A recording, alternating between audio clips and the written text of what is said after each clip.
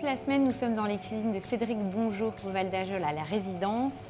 On va s'attaquer à la truite, apparemment. Oui, enfin au saumon de fontaine. Ah, saumon qui est de une fontaine. variété de truite élevée à la pisciculture du Brochin, juste de l'autre côté de la colline. D'accord. Donc là, on a un saumon de fontaine. Donc un beau produit. Voilà, un produit terroir, encore une fois. Hein.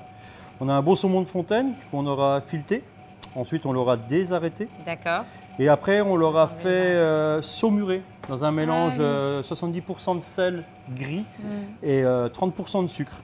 Et au bout de 2 heures, on l'aura bien rincé et fait dégorger pour qu'il soit plus trop salé. Et donc là, c'est bon, il est prêt, et là, il est prêt à être travaillé. Quoi. Voilà. Ça marche. Et on va se faire une petite ballotine. Oui. On va l'entourer avec du lard. Donc ça, c'est de la poitrine aux épices. C'est du cochon noir de Bigorre. Voilà. Un lard très parfumé, mais qui n'est pas fumé. Hein, on ne veut pas le côté puissant du lard fumé. Donc un mélange terre-mer. Voilà. Ensuite, on va travailler ça avec des lentilles du coin. Hein.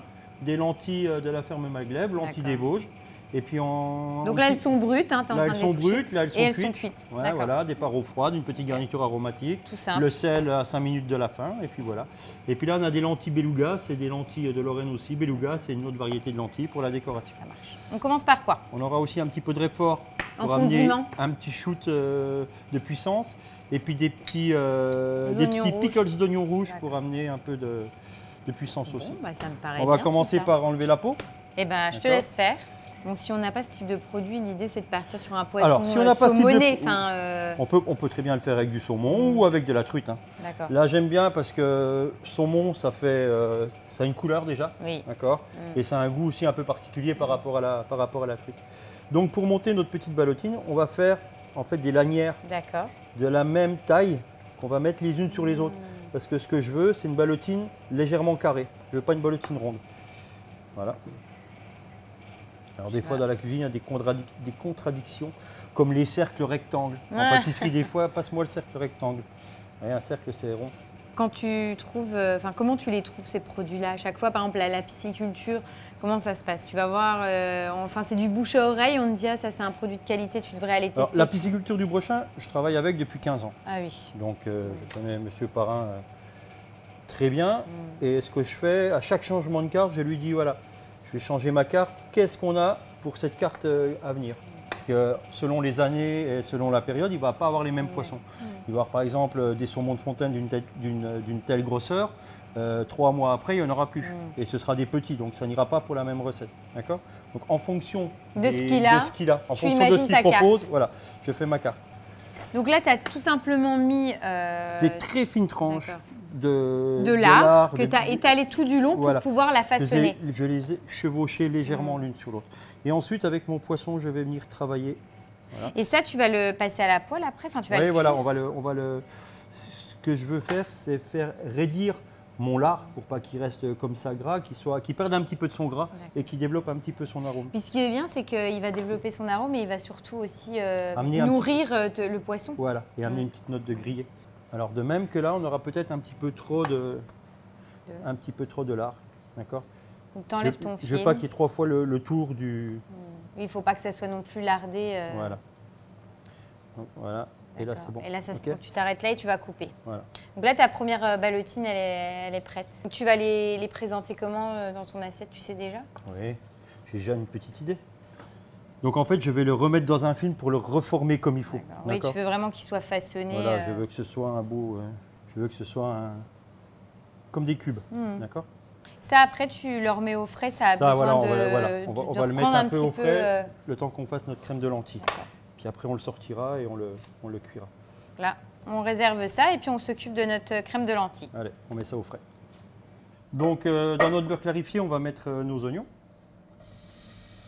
Voilà, on va les faire suer. Ouais. On va ajouter nos lentilles. Que tu as déjà cuites. Hein. Qui ont déjà été cuites. La recette de la crème de lentilles, c'est un reste, on ne la faisait pas tout à fait pareil, mais c'est un souvenir de ma formation aux Abbesses à Épinal. On faisait une crème de lentilles avec un hachis parmentier de pigeon, c'était extraordinaire. C'est quelque chose en tout cas, qui te fait... Qui te rappelle beaucoup de choses. Ouais. C'est une recette un peu souvenir. Et en fait, les lentilles, c'est bon. Quand c'est bien fait, c'est très bon. Moi, et c'est très sain, et c'est très sain pour la santé. Et comme chez nous, le cochon, les produits de la pisciculture, tout ça, c'est un mariage Lentilles, cochon, tu te trompes pas, hein, le petit salé aux lentilles, Oui, c'est pas nous qui l'avons inventé. Hein. Non. Allez. Et là, tu verses tes lentilles. Verse les lentilles. Ça, tu mets. Voilà. Et là, tu vas juste les remonter à température. Voilà, on va les remonter à température et on va les faire cuire un peu avec la crème. D'accord. Et après, on n'aura plus qu'à mixer. Ouais. C'est vraiment une crème de lentilles. Hein. Oui, donc tu veux... On ne va pas en mettre 3 tonnes, non. mais on veut quelque chose de goûteux. Donc là, on laisse un petit peu infuser. Voilà.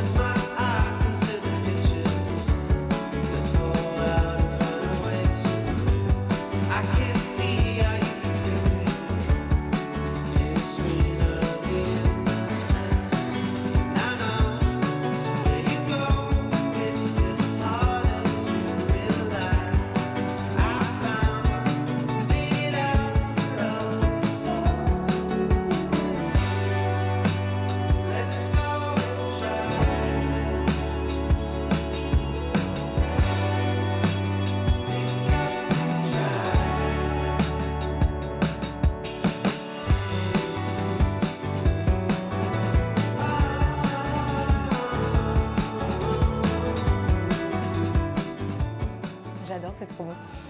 C'est excellent parce que bon, moi j'aime déjà beaucoup tout ce qui est poisson, mais le mariage avec ta truite qui est déjà, enfin ton saumon de rivière qui est excellent. Saumon de fontaine et la barde. Ouais, c'est vraiment très bon. Et puis derrière, tu as le réfort qui est là voilà, pour, qui apporter, pulse un petit coup. pour apporter du peps. Et puis tout ce travail avec les lentilles crémeux qui est très bon. C'est une belle recette vraiment gourmande. C'est simple. Qui est simple, qui est gourmande, mais voilà, qui a quand même de l'allure. Oui, d'accord. Ensuite, on terminera par une petite note sucrée. Oui. Qu'est-ce que tu nous as prévu? Alors, en ce moment, c'est les noix. Donc, on va faire un millefeuille aux noix du jardin.